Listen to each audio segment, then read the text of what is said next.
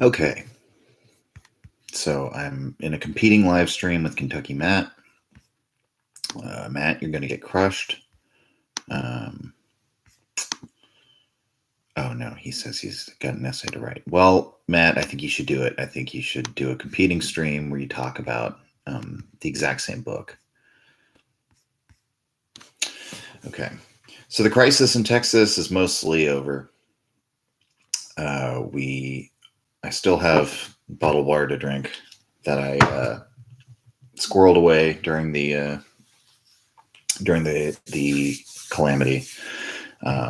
But so I have it now and I have to drink it. So even though I in general don't buy bottled water, and it's not because I don't believe in bottled water because of the environment. It's more just it's a waste of money, complete waste of money in a country where we have pretty good water filtration and treatment. The fact that a lot of people drink bottled water is very perplexing to me. So, all right, we're on Michel's political parties. We're going to talk about Chapter 5, the struggle between the leaders and the masses. I think that's all I'm going to talk about on for this part. We'll kind of gloss over the other chapters after this, but this is we'll go in depth on Chapter 5. And so basically Michel's, if you haven't been watching, he's the case that he has laid out so far is that the political party inherently has forces that create oligarchy within it that make democracy and things like socialism functionally impossible. That they are that the political party can have the illusion of being democratic, but ultimately it will be democratic in trapping, but aristocratic in form. And so at the point that we're at now, basically this whole part, he's been talking about the psychology of leadership and the stability of leadership, what produces the autocratic tendencies of leaders in modern democratic parties. And so here, okay, in this chapter called The Struggle Between the Leaders and the Mass, he says, those who defend the arbitrary acts committed by the democracy point out that the masses have at their disposal means whereby they can react against the violation of their rights. So, and yeah, that's really common, isn't it? It's that's what people often say. They're like, well, you can vote, just vote, tending to ignore so the mitigating things I would point out in the US in that case, it's so we have a primary process that are managed by these two parties that is not subject to any sort of federal oversight. So when the Democrats decide to use a system of superdelegates, where they basically, the way superdelegates work is they say there are certain people within the party leadership who simply get far more votes than everyone else. So when we do a state primary, all the delegates can be awarded by popular election of the people. But, oh, look, all the superdelegates voted. And then that means that, the way they did this in 2016, it's okay, so Hillary Clinton you would see some states where they hadn't even voted yet, and she had hundreds of votes already on her side. And so where it was functionally impossible for Bernie Sanders to win. And people will look at that and say, so that's not even to get into a lot of the claims of the real skullduggery. So in the emails, they found that, for example, they were giving the Clinton campaign the debate questions in advance. So they had, teamed up with the media who were running the debates to basically get an unfair advantage. Because if you're given the questions in advance, you can formulate an answer in advance. And that also implies that the people asking them questions are going to be friendly to them. So they might want to, the kinds of questions you ask and the way you frame them are going to, that sets how hard or easy the debate is going to be.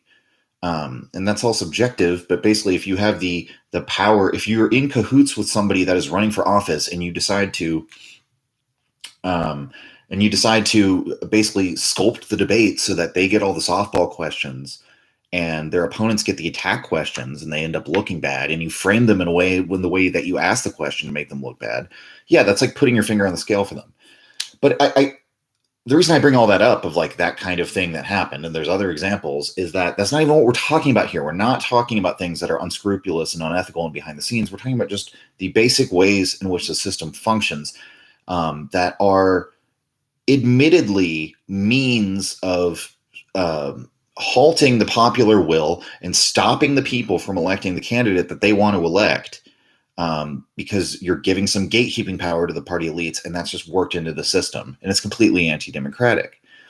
And you might say that, that's what would you call it? That's still somehow fair because the party has the right to run their own primaries however they want to run them, which is, I guess, like, it's true, but it's just not a very meaningful statement because that's just sort of reiterating. It's like a legalist argument. You're just saying, well, that's just sort of the way the system works. And it requires that we just admit that we have these private party structures that are anti-democratic and that do run oftentimes in opposition to the will, like the mandate that their own people have given them. Now, granted, they didn't use superdelegates in the 2020 primary because that was so wildly unpopular, but they did say that if they went to a second round of voting, they would bring superdelegates in. They're like, we'll take them out for the first round. So, that was an improvement. But again, some of the things like we brought up last time, I'm just trying to get into this immediately of just tying this to real world examples. Because of the first line that Michel brings up, that basically, I think really hints at a lot of why, like, there might be somebody, I could imagine somebody like watching all these videos and still having some resistance to the idea that democracy has this like functional impossibility, and that there's still, at the end of the day, okay, yeah, there might be all these factors that solidify these like oligarchies and make them entrenched in their power structure. But at the end of the day, can't you just vote them out of office? Can't you just get the people together and exercise the popular will? So, and I guess that's, when we look at like the current political system, like one of the things we talked about last time is how the DCCC controls all the fundraising. And they have a policy of always supporting the incumbent against a challenger. So, in that case, like there's just a million little ways that they can put their finger on the scale for their side. And that's a lot of what he talks about in this whole part. Like we talked about their power of controlling the press. Like if you control the party means of communication and the way that the party dispatches, so to speak, or controlling the power of the purse, like the DCCC does. So, yeah. Oh, okay. And also on this page on 167, this is cool because we're on the Nietzsche server. But he talks about Nietzsche here, which is, I think, one of the only times he does. He says, the dread by which Nietzsche was at one time so greatly disturbed that every individual might become a functionary of the mass must be completely dissipated in the face of the truth that while all have a right to become functionaries, few only possess the possibility. What he's basically saying there is that the fear that Nietzsche had of socialism, of the overthrow of the old order, of the mass aggregating and washing over and destroying the aristocracy, Michel's is saying Nietzsche was wrong to be afraid because that's not even possible. There will always be a new aristocracy, and you might weep for this or that tradition to fall by the wayside, but ultimately aristocracy itself will never fall by the wayside because it can't. That's just simply the way that humans have to organize themselves. And so he's saying there's only so many people that actually possess the possibility of becoming a functionary, like a functionary of the mass. So he's saying, somehow a representative or an organ within one of these political parties that somehow wields some power, supposedly in the name of the democratic will. There's only so many people who can find themselves into that position of what ultimately becomes leadership. With the institution of leadership, there simultaneously begins, owing to the long tenure of office, the transformation of the leaders into a closed caste. Um, Again, on page 169, he says the rank and file dreaded the resignation of the leaders and the bad appearance which their organizations would have displayed in the face of the bourgeoisie when deprived of their best known and most highly esteemed men. So a lot of what we were talking about last time, the leader becomes indispensable, and especially if they get into electoral politics, the most important thing is getting elected. The most important thing is, at a certain point, showing a good front to the other side. And again, to relate this to American politics, how often do we see that where the most useful and productive thing to do for any political party in terms of what would you say, the relevant fights to have are almost always within your own party, because the things that are most likely, what would you call it, holding you back, I guess, from affecting the changes that you want to make, are going to be within the leadership, as we talked about last time, where Michel cites the leaders in the Italian socialist parties declaring to the more moderate elements of the government, you have us to thank for the socialists not revolting. If it weren't for us, they would have revolted by now. And we claim the credit for basically forestalling the social revolution, which means they're openly admitting they will work counter to the socialist goal, and that this is how conservatism gets entrenched in the mindset of leadership. He says on page 170, the independence of the leaders increases concurrently with their indispensability. Nay, more, the influence which they exercise and the financial security of their position become more and more fascinating to the masses, stimulating the ambition of all the more talented elements to enter into the privileged bureaucracy of the labor movement. Thus, the rank and file becomes continuously more impotent to provide new and intelligent forces capable of leading the opposition, which may be latent among the masses. He says further down, it cannot be denied that the masses revolt from time to time, but their revolts are always suppressed. It is only when the dominant classes, struck by sudden blindness, pursue a policy which strains social relationships to the breaking point that the party masses appear actively on the stage of history and overthrow the power of oligarchies. So he's allowing for the possibility that things get so bad in the social situation that just like we give way to barbarism, the dams of culture break and everything is destroyed. That can happen. Which, what is that more than anything than just a like a force of nature, the dammed up collective rage and frustration that happens until they finally, it's like that movie Snowpiercer. And I don't want to really spoil Snowpiercer, but I'll just say it's an allegorical film about how the excesses of the elite can make revolution inevitable, but revolution will, how should we put this? Revolution has the potential to destroy the whole project of civilization. You don't know what's going to happen once you revolt, but most likely it's not going to be bringing down the existing order. Rarely leads to democratic egalitarianism. I think Americans are particularly biased against that point of view because we were founded in a revolution that worked out for us, but we had a very large moat called the Atlantic Ocean that mostly is what's responsible for that. But as he says, the rule here is that basically the leaders become sort of mystified. They become more fascinating to the masses. They become more withdrawn from their power with their financial security, with their indispensability to the party and to the process. And anytime there's an opposition, it gets incorporated into the party structure. The people who are capable and ambitious end up working through the system rather than against it, and they just want to ascend and become a part of the hierarchy. And just to gloss over chapter 6, it's basically very similar to Turchin's idea of elite overproduction. It's called the struggle among the leaders among the leaders themselves. It's the idea that typically the way the struggle actually plays out is by different factions among the leaders, because when the masses become dissatisfied, as he just said there, the masses, as a rule, they're disorganized. They're not able to act because they're disaggregated.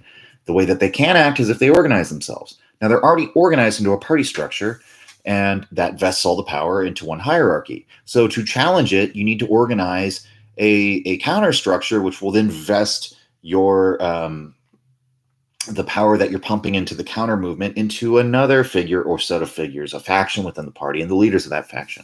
And that really, the struggles happen between the party elite. They don't happen so much between the elite. Like, they happen between the elite and the people, to the extent that the people occasionally oppose the leader, and if things get so bad, the party can fold, or the government can fold, or there could be an overthrow. But in general, that doesn't go anywhere. It doesn't lead to.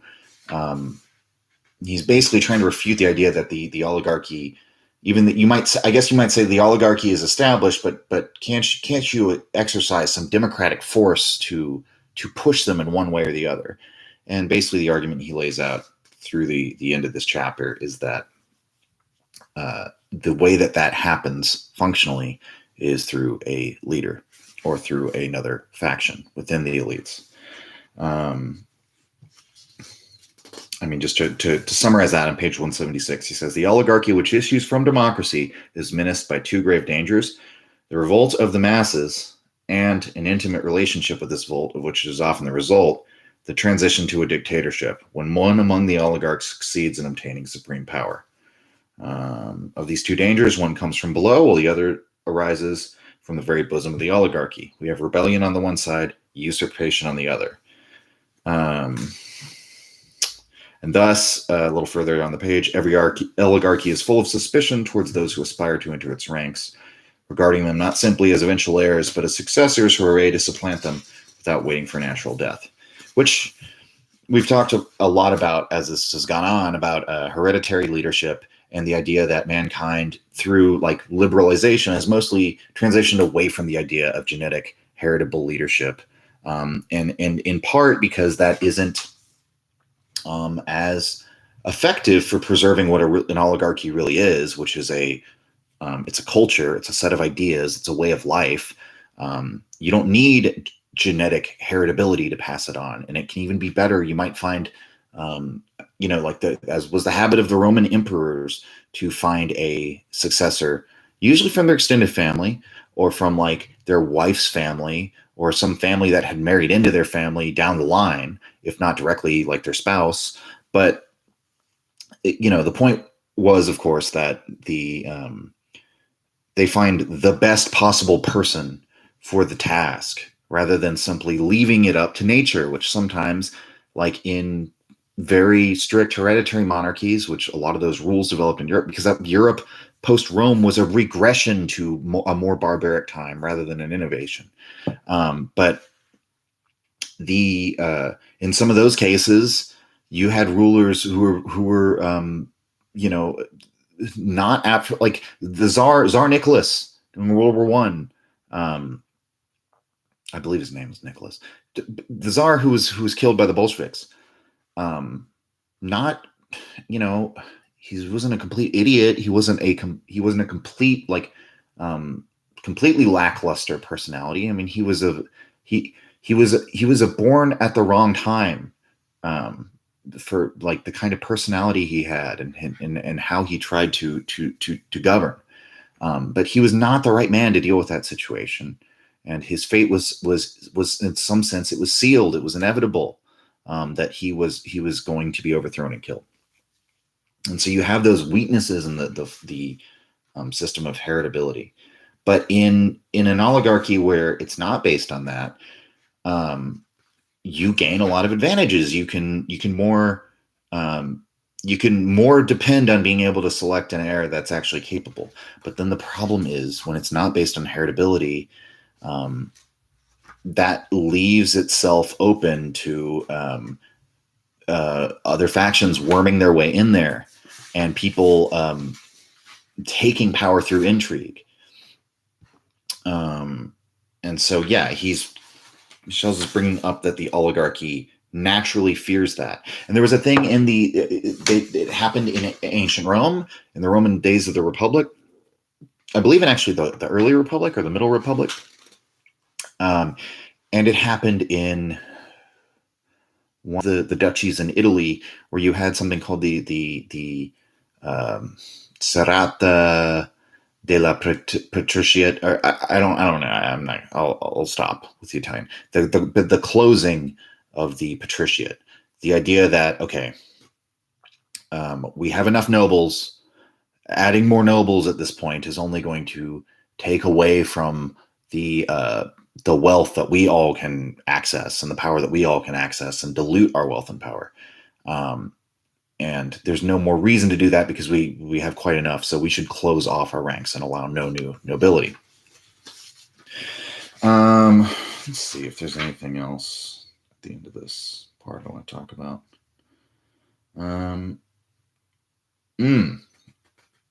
Huh. Yeah, I should read this section too. Okay, so on page 181, and it's because it relates so well to the modern times. On 181, the oligarchy which controls the modern Democratic Party has often employed the same means to tame the opposition. If the leaders of the opposition within the party are dangerous because they have a large following among the masses, and if they are at the same time few in number, the old party leaders endeavor to hold them in check and to neutralize their influence by the conciliatory methods described. The leaders of the opposition receive high offices and honors in the party and are thus rendered innocuous. All the more so, seeing that they are not admitted to the supreme offices, but are relegated to posts of the second rank, which give them no notable influence, and they are without hope of one day becoming a majority. So that is in the modern. So it's funny because he says in the modern Democratic Party, and I'm about to talk about the modern Big D Democratic Party in America. But that's AOC, that's the Squad, that's the Justice Democrats, that's Bernie Sanders. These are the radical progressive elements that are a challenge to their ideas. And what do they do with them? They let them into the party. They welcome them in, and they they, as they say, they're not admitted to the supreme office, but they're relegated to the post of the second rank. So, like AOC, for example, voted for Nancy Pelosi as Speaker.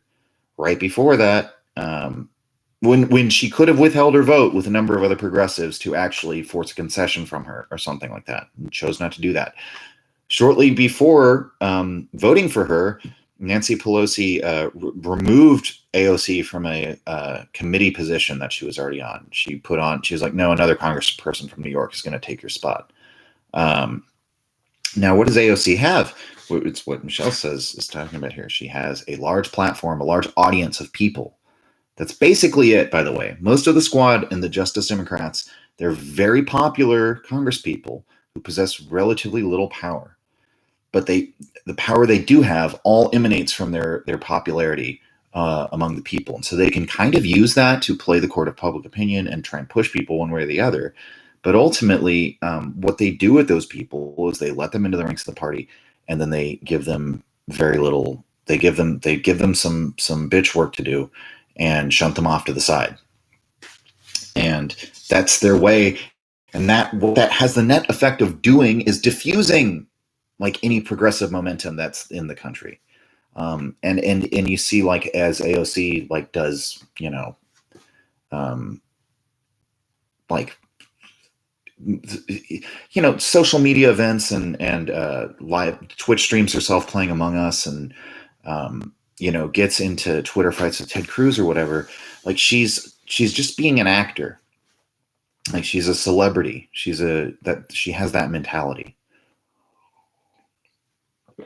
And I think she's gotten more in the vein of like caring about her public persona and the playing the game of celebrity, and being a poster and being just being a public figure, being that kind of I don't know, a role model to people. And you can say that's all positive or whatever if you're on the left. It doesn't really matter to me. I guess I'm just pointing out that it's like what the saying I mentioned up before of Washington is Hollywood for ugly people. Let's see here. All right. let's go on to, where are we? Part 3, finally, the exercise of power and its psychological reaction upon the leaders. And so, we'll probably, let's see here. Yeah, this is a tiny little part. It's really weird. I don't understand this fucking shit, man. He's got like part 1, which is then broken up into 3 subparts, and it's incredibly long. Part 2 is probably just as long, but it's doesn't have all these subdividing parts. And then part 3, which has a couple chapters, is like shorter than, I mean, it's like about the length of like a fraction of one of the chapters. It's very weird. I don't understand how people organize their books. And as somebody who's like written books, I'm like, I struggle with it, because then occasionally I'll find myself like, it's like, those are the questions you end up asking yourself. Like, how do I arrange this? And shouldn't that section go here in this chapter and then this chapter? And how long should a chapter be? Can this chapter be this short? And so I don't know. It fascinates me. It's that really, like, I don't know. I guess it's just kind of a dorky interest, like how people like organize their books. I don't know. I don't know. Maybe it's like, I guess I'm just saying, maybe it's a weird thing to think about. But philosophy is kind of like, it's the Wild West with that, because like, especially if you read any like French like existentialist philosophers, I mean, Jesus Christ, like Derrida, people make fun of Derrida's philosophy, but like his for him, philosophy is just like an art piece. I get the impression like he's just having fun. He's trying to entertain you. And like, I remember hearing Sam Harris's podcast, and he was like really like disgusted of like, he talked about how he saw him speak, and he was like, oh, these people thronging up to see the great man speak. And it was all just gibberish, and I couldn't believe it. Because Sam Harris is like trying to evaluate rational arguments and stuff. Whereas these people are there to be entertained by like the absurdest things that are going to come out of this man's mouth.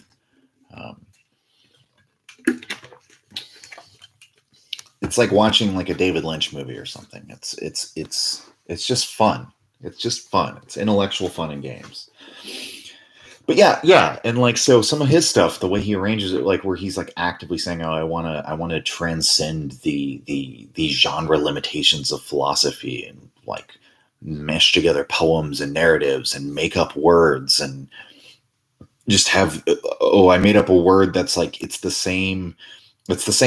same meaning as one of your words, but it's pronounced differently." Like weird stuff like that. Where it's like, it's not, if you're trying to distill like some sort of insightful argument out of it, I don't think it's gonna be there. And I'm sure people who are Derridians, or whatever the name might be for those people, probably would disagree with me, but maybe not. I don't know. Total sidetrack. So chapter 1 of part 3, the psychological metamorphosis of the leaders.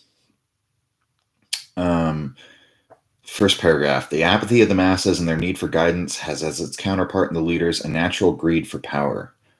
Thus, the development of the democratic oligarchy is accelerated by the general characteristics of human nature.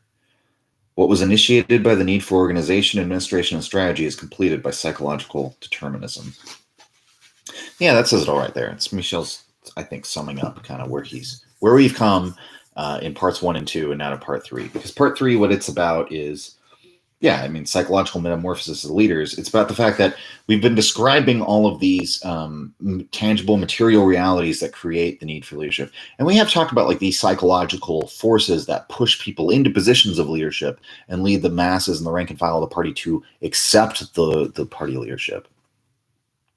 But this is about now you have crystallized this oligarchy, and you have this faction, or as he calls it, a caste. A new caste is created within this democratic aristocracy. And these people, after serving these long roles of office, as we discussed in the last section, sometimes decades at a time, how does that reshape their psychology? Page 206, he says, the consciousness of power always produces vanity, an undue belief in personal greatness. The desire to dominate for good or for evil is universal. These are elementary psychological facts, and the leader the consciousness of his personal worth and of the need which the mass feels for guidance combine to induce in his mind a recognition of his own superiority, real or imagined, and awake, in addition, that spirit of command which exists in the germ of every man born of woman. He who has acquired power will almost always endeavor to consolidate it and to extend it, to multiply the ramparts which defend his position, and to withdraw himself from the control of the masses. Bakunin, the founder of anarchizing socialism, contended that the possession of power transformed into a tyrant even the most devoted friend of liberty. And that's, of course, the idea that power corrupts, and absolute power corrupts absolutely, as the saying goes, which I don't personally agree with. And so I guess, so how would I take this passage then? It's not that power corrupts. I think that in Democratic Party politics, because what does corrupts mean? What does that saying mean? It means different things to different people. More or less, what they're saying is the possession of power makes you want to do evil with it. But what we define as evil is going to be according to our own personal morality and society's morality around us, or whatever religious morality we may have. So it's not obvious to me that the phrase "power corrupts" is all that meaningful, because there are ways in which politicians are corrupted, or there are behaviors that politicians do that I would consider to be like any quote unquote evil thing that other people with a different political attitude would say is just fine, and might even say it's commendable. So it's not really a good standard. But I think again, maybe reverse it. Like, corrupt people seek power. I don't think it's that like just the mere possession of power like somehow introduces a defect to your moral character. I think that there is it's not everyone who seeks power is doing it for some sort of evil end. And see, what I'm thinking of when I'm thinking corrupt people seek power, I'm not even thinking of like corrupt in a sense of like morally evil. I'm thinking of like someone who's resentful and psychologically damaged or pathological, or something of that nature. And so I think a lot of people who become solely focused on achieving power, they have some sort of ill motive that is born out of a cycle, because that the people who are concerned with that are people who have been perpetually in weakness, and oftentimes those people are they're really on a quest for revenge. But there's also just as he says, there's a natural greed for power that's awakened by being being given a little taste of power. And so maybe that is, I don't know, maybe that is problematic from the way I'm looking at it, because it is really key to his argument. And I do find that hard to argue with, that like, yeah, I think you do get a taste of power, and really regardless of what kind of person you are, a lot of people, like if I accept Nietzsche's will to power, then that would be fairly self-explanatory. Following from that, you get a little taste of power, you are going to want more and more and more of it, because that when you taste power, you're going to say, this is good, this is what life is, right? And that seems to be the case with the party leadership. What else here? When the leaders are not persons of means, this is page 207, and when they have no other source of income, they hold firmly to their positions for economic reasons, coming to regard the functions they exercise as theirs by an inalienable right. Especially is this true of manual workers who, since becoming leaders, have lost their aptitude for their former occupation. For them, the loss of their positions would be a financial disaster, and in most cases, it would be altogether impossible for them to return to their old ways of life. Yeah, like in the last part where he was talking about how the workers, a manual worker makes for an exacting and unforgiving master, and that many of them are suspicious and like are prone to suspicion and prone to be like perfectionists, basically. And it's like that makes perfect sense to me. But what he's pointing out here is like, okay, so you've been a manual laborer, and then you find your way into the party elite through hard work through the political system, and suddenly you get this financial dependence on the party, which many people were even in the lower ranks. But then it's even greater the more that they're paying you, the higher position you have. And then that becomes also your see what he's really talking about here. It's not just that like, oh, I don't want to go back to doing manual labor because it's hard. It's like it's a loss of identity is more important than like the work being shitty or you just unpleasant to you or whatever the case may be. It's about losing your identity as the leader and part of the prestige of that and the respect and the mass vesting you with that power. That becomes what you identify yourself with as the leader of the party. And so it's another psychological reason why you would not want to give up that power once you have it. Let's see here. Oh, he talks about the people who their leaders. He brings up who might even lose their faith in socialism, that they're part, like they've completely, because this happens with people naturally all the time. People drift over, like, a decade ago, I was a libertarian. So a very different political ideology now. I'm not sure if I can exactly describe it, but I would say I'm like a statist. I'm like a proud statist. I think the state should do a lot of things. Like, I don't think that that's a form of tyranny, that to coerce people by the state, by the means of the state to achieve social goals, because that's how we do achieve social goals. That we're not going to achieve it by individual responsibility. That's not realistic. It's one of these ideals that in practical reality doesn't happen. The more that we disaggregate and individualize our society, the less our social product is efficiently distributed throughout the society, and the less that we, and you can say, oh, entrepreneurs and innovation. Almost all the major innovations in the tech sector and of the last like 20, 50 years even has been with serious government investment and government backing. Like, the internet wasn't invented by, some brilliant tech bro who was just blessed with talent from above. It was created through heavy collaboration with the military and the publicly funded university system. And through international effort of all these governments collaborating with scientists and with the military's infrastructure, to create the foundation of all of these tech companies and everything they've built, they owe to the public investment and to the public trust.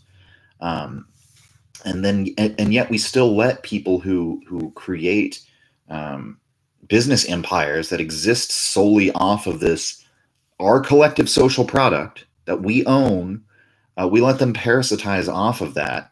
Even if they did come up with some fucking, Jeff Bezos, a one-click ordering and made it as easy as possible for you to buy shit while you're sitting on the couch. Is that brilliant enough of a thing? Is that amazing that he needs to be the richest man on earth? Although he's not, Elon is now. And, whatever you think about that. I don't want to get into that further. But just, it's... so that's just a complete sidetrack. But basically, all that I just said, I used to be a radical libertarian, like minarchist, where basically I thought that any amount of government taxation was more or less equivalent to theft. Like, it's the same thing as a mob boss coming and shaking you down, that asking you for protection money. That's what the mob does. And indeed, in the United States, like in the days of like Tammany Hall, for example, there were, most criminal organizations, even the Bloods and the Crips, started as Neighborhood Watch. These cartels and gangs and organized crime often forms when the government has created a void through prohibition by wiping out an industry and making things illegal, or is just not doing its job and is negligent. It is just absent. That's when you get organized crime. And So often they come in like fulfilling some function. And that function could even be selling people drugs, by the way, because there's absolutely no reason why people shouldn't be able to get their drugs. There just isn't. And people who think that, and I believe that to this day, by the way, because the science is just not there to prove that locking people in cages prevents drug addiction, because we've been doing that for like 100 years now, and it just gets worse and worse and worse, not better and better and better. So doing the same thing over and over again is insanity. We should all understand that by now. But that being said, like that's when organized crime steps in. So yes, there is truth to the libertarian idea that government is not that dissimilar from organized crime. Like when Antifa or whoever it was, when they set up the CHAZ, the Capitol Hill Autonomous Zone, this past summer in Seattle, they went around and started shaking people down for tax money.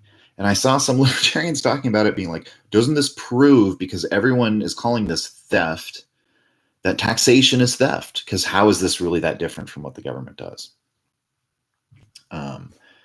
And, you know, obviously that was with the collaboration of the mayor and like the local government that they did this. So it wasn't exactly, the Capitol Hill Autonomous Zone was a fantasy, like LARPing thing that didn't lead to anything. And of course, why would it? The government, I'm just saying, the government wasn't actually expelled and they weren't actually autonomous. And so that was just a bunch of people. They were diluted, but yeah, that is just theft, basically. But I would permit in like the organized crime thing, yeah, the organized crime family asking you for protection money. In a situation where you have no protection and somebody could come in and rob your business, stick you up at gunpoint, empty your cash register, and there's no cops for you to call for whatever reason, they don't come to your neighborhood. So functionally, you're outside of the protection of the state. Yeah, organized crime acting as a state. They're not a good state. There's lots of states that aren't good states that we know. Like fucking Myanmar just had a coup. It wasn't good. North Korea, like the way they treat their people isn't good. And just if we're just using good to talk about general human well-being and how happy the people are and whether they're like respecting their rights and all that. No, plenty of states don't do that. Some of them do though. And yeah, the organized crime, it's just a crude form of the state that doesn't have, the only difference between them and America is that they have this like international recognition, but that's all made up too. We're just human beings making shit up. So the functional relationship of someone saying, yeah, you have to pay me this money because I am now the authority that is preventing like crimes from happening against you. Wow, I've been totally sidetracked on this live stream. I've gone totally off talking about sort of my own personal arguments for and against like statism and libertarianism, all that. But the point is, I would have get like the way I'm talking about this right now. I would have looked at the mafia example much differently 10 years ago. People change all the time. And I was originally bringing that up as a point of how he was saying there's some people even get disillusioned with socialism, but ultimately, for all the same reasons that we've still been talking about, they remain with their party for financial reasons, because it's part of their identity, because they have nothing else to go back to. So people who long ago became like, it would be like if let's say the Libertarian Party was a real United States party. I mean, it is a real party, but people debate whether you should have driver's licenses and they take off all their clothes and dance around naked at the Libertarian Party primary, which is what happened in 2016. So it's not a real political party, really. They had a couple popular candidates for a couple years, but if I had but let's imagine that they actually had like people holding congressional seats. Like imagine if I had joined the Libertarian Party and won a congressional seat for the Libertarian Party like 10 years ago. And then now I'm like basically a socialist in a lot of ways. Like what, but would I step down? And that's the thing. I would like to say, well, of course I would, but that's because that's who I am. And because of the same reasons, those are the reasons why I would never find myself in that position in the first place. I would never run for office because I don't, or I wouldn't run for office with a party. Well, maybe I would have run with the Libertarian Party when I was that young. See, that's the thing. So maybe I would have when I was younger, because I was functionally a different person then. I mean, what is it, 12 years that all your DNA has, turned over, or all your cells or whatever? I don't know. I don't know how long any of this works. But in any case,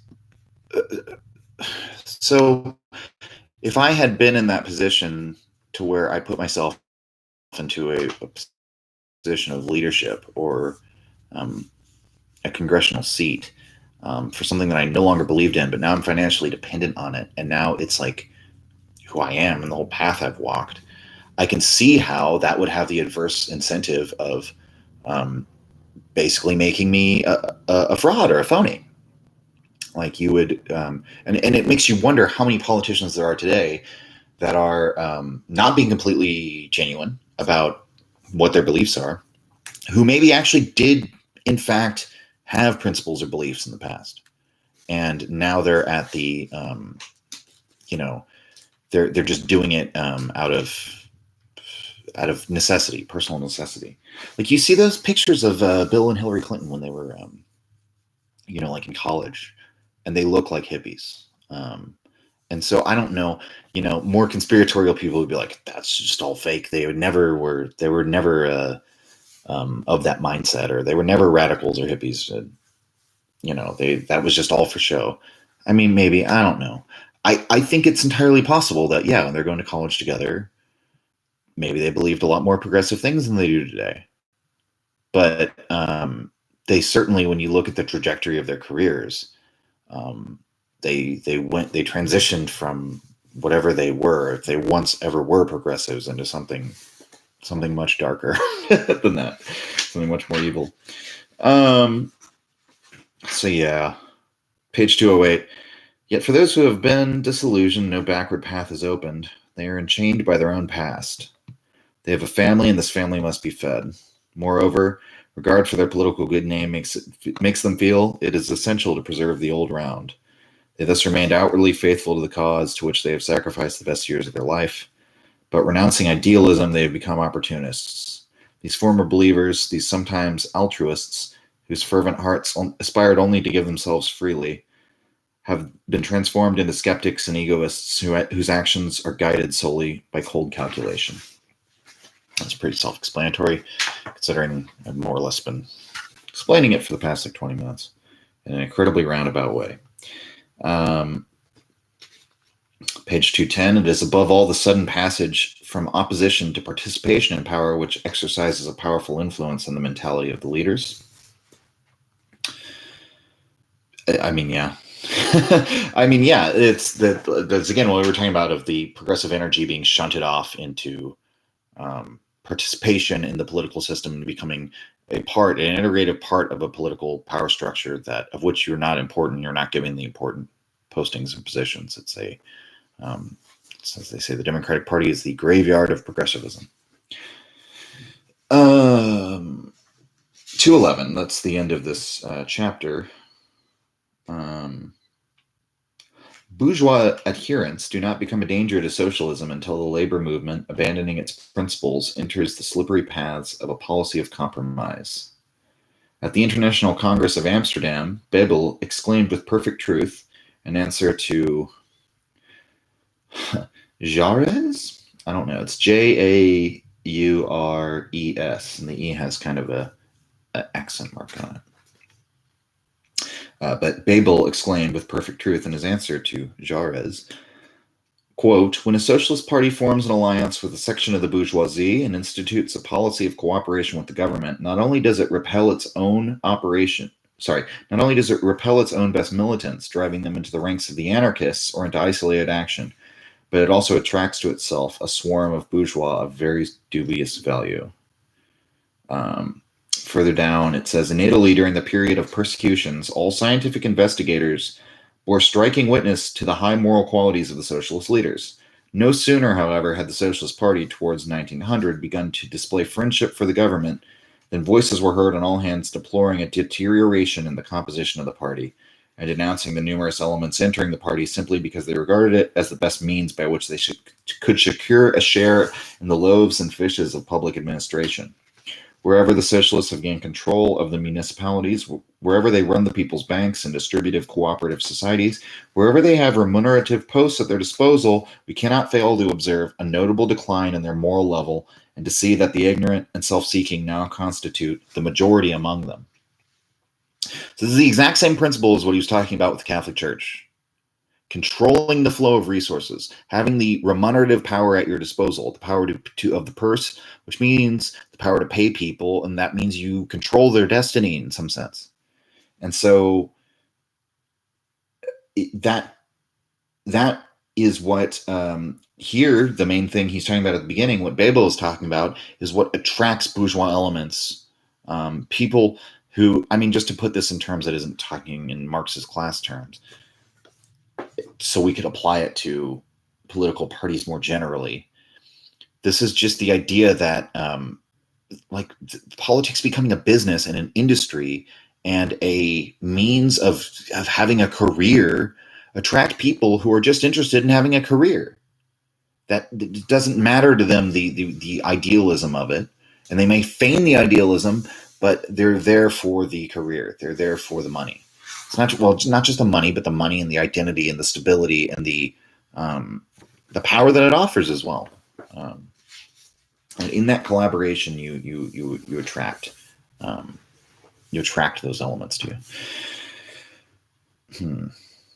The next chapter is Bonapartist ideology. And so even though this is a really short part 3, I think I'm going to end this in the middle of part 3, and we'll pick up next time on chapter 2 on Bonapartist ideology, because that would be a good, I don't know. I want to give that a lot of time, and we're already over 50 minutes. Somehow we're already over 50 minutes. All my rambling.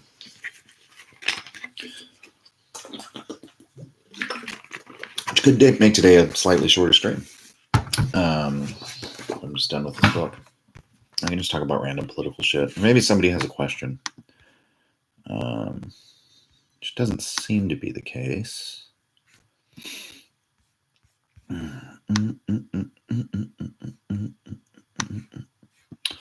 As no one has responded on the Discords or in here.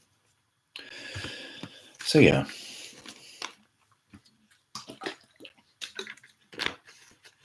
Yeah, it's really bizarre. It's like 70 degrees. It's sunny outside.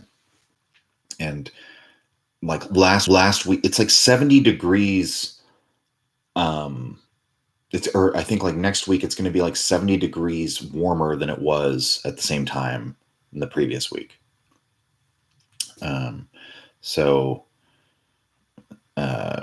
Yeah, very stark change, very stark difference. And that illustrates just how crazy Texas is, especially Central Texas, that there's going to be, that we're like, I mean, I know other states have crazy ice storms that are, or crazy winter storms that are way more hardcore than anything we get. Like, can you imagine living in like Maine or somewhere like that? I mean, the main thing in Texas was our grid was not prepared for it, and so that's why it sucked. Was it took out the power grid and the water. But it's just in terms of the sheer temperature and the cold, a lot of states have it way worse. But here, it's like it's so absurd that you could have a high temperature of like 9 on one day, and then go to like 80 degrees the next 2 weeks later or the next week. It's very, very strange. They say climate change isn't real.